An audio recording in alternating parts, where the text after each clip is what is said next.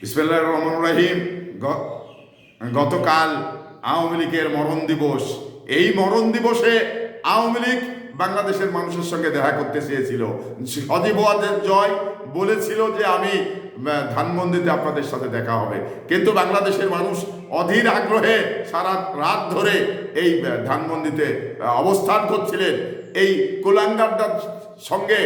কুলাঙ্গারদের সঙ্গে দেখা করার জন্যে। কিন্তু দুর্ভাগ্য আসেননি।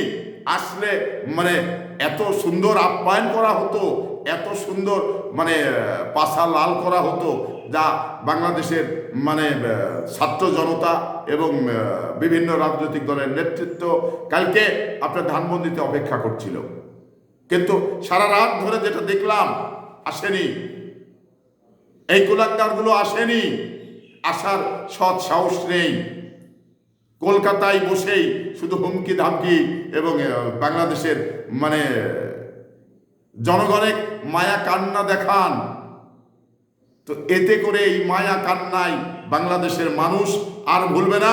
আপনাদের জন্যে উপযুক্ত লাঠি তৈরি রয়েছেন আপনাদের পাশা লাল করার জন্যে।